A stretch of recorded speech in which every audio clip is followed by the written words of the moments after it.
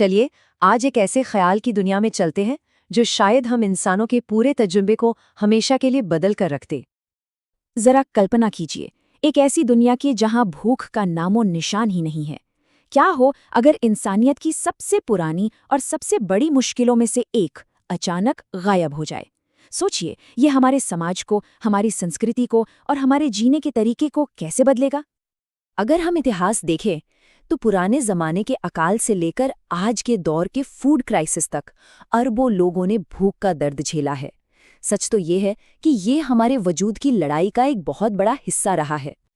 तो चलिए इस ख्याली एक आदर्श दुनिया की तस्वीर को थोड़ा और साफ करते हैं। एक ऐसा भविष्य जहां भुखमरी सिर्फ इतिहास की किताबों में मिलती है। ये एक ऐसी दुनिया होगी जहां हर इंसान को, चाहे वो कहीं भी हो, कैसा भी हो, उसे अच्छा पौष्टिक खाना मिलने की गारंटी होगी। ये हम इंसानों के सबसे पुराने और सबसे बुनियादी संघर्ष के खत्म होने जैसा होगा। हाँ, पर सवाल ये उठता है कि ये सब मुमकिन कैसे होगा। क्या ये सिर्फ एक सपना है या फिर साइंस इसे सच में हकीकत बना सकता है? इसका एक जवाब हो सकता है सिंथेटिक फूड्स। जरा सोचिए, अगर हम हवा और धूप जैसी मामूली चीजों से ही पौष्टिक खाना बना पाएं, इससे तो खेती की सारी सीमाएं ही खत्म हो जाएंगी और खाने की सप्लाई कभी रुकेगी ही नहीं। और एक कमाल का आइडिया है न्यूट्रिशनल नैनोबॉट्स का। कल्पना कीजिए कि छोटे छोटे ना दिखने वाले रोबोट हमारे शरीर के अंदर काम कर रहे हैं और ये पक्का कर रहे हैं कि हमें हमेशा सही मात्रा में पोषक तत्व मिले। इससे तो कुपोषण जैसी समस्या जड़ से ही खत्म हो सकती है। अब सोचिए कि समाज पर इसका क्या असर पड़ेगा।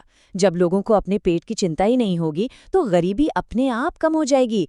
पानी और जमीन जैसे संसाधनों के लिए जो लड़ाइयाँ होती हैं वो खत्म हो सकती हैं, और तब देश अपना ध्यान शिक्षा, नई नई खोजों और बराबरी लाने पर लगा सकेंगे। लेकिन क्या सब कुछ इतना अच्छा ही होगा? शायद नहीं। इस जन्नत जैसी दुनिया की भी एक कीमत हो सकती है, कुछ ऐसे नतीजे जो हमने सोचे भी नहीं होंगे। और ये लाइन हमें यही याद दिलाती है कि हर खूबसूरत सपने की अपनी चुनौतियां होती हैं। ये हमें एक पल रुककर सोचने पे मजबूर करता है। तो यहाँ एक अजीब सी कश्मकश है। एक तरफ साथ बैठकर खाने की खुशी है, मेहनत की कीमत है, खाने के लिए एक इज्जत है। पर दूसरी तरफ अगर खाना बिना मेहनत के मिलने लगे तो क्या हम आलसी और लापरवाह नहीं हो जाएंगे? क्या हम खाने की कद्र करना भूल जाएंगे? और खाने से जुड़े जो हमारे रीति रिवाज हैं, क्या वो भी खत्म हो जाएंगे? हो सकता है इससे भी बड़ी मुश्किलें खड़ी हो जाएं, जैसे कि बेतहाशा बढ़ती आबादी। तो मान लीजिए भूख की समस्या सुलझ गई। अब क्या? इंसानियत का अगला बड़ा मकसद क्या होगा? तब हमारा ध्यान सिर्फ जीने के लिए संघर्ष करने से हटकर इस नई दुनिया की जिम्मेदारी संभालने पर आ जाएगा। हमारा नया लक्ष्य सिर्फ खाना बनाना नहीं होगा, बल्कि ये पक्का करना होगा कि हम ये सब अपनी धरती को, अपनी प्रकृति को बर्बाद किए बिना करें। एक सही संतुलन बनाना ही हमारी सबसे बड़ी चुनौती बन जाएगी।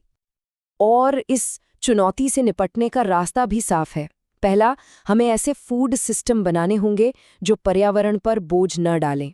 दूसरा, हमें अपने इकोसिस्टम को संतुलित रखना होगा। और आखिर में हमें प्रकृति के साथ मिलजुल कर रहना सीखना होगा। चलिए अब वापस उस कमाल की दुनिया की संभावना पर लौटते हैं जो भूख के बिना मुमकिन हो सकती है। ये एक ऐसे भविष्य की तस्वीर है जहां खाना पाना किसी की किस्मत नहीं, बल्कि हर इंसान के लिए एक पूरा किया गया वादा होगा। ये इंसानी सम्मान और तरक्की के लिए एक बहुत बड़ा कदम होगा, क्योंकि जब इंसान की सबसे बुनियादी ज़रूरतें पूरी हो जाएंगी, तभी तो वो अपनी असली ताकत को पहचान पाएगा। तब शायद हम उन ऊंचाइयों को छू सकते हैं जिनकी आज हम सिर्फ कल्पना ही कर सकते हैं। लेकिन आखिर में ये एक बहुत बड़ा और गहरा सवाल छोड़ जाता है। अगर हम भूख को मिटा भी दें, तो क्या हम उस नई दुनिया की चुनौतियों और जिम्मेदारियों के लिए दिमागी और नैतिक तौर पर तैयार होंगे?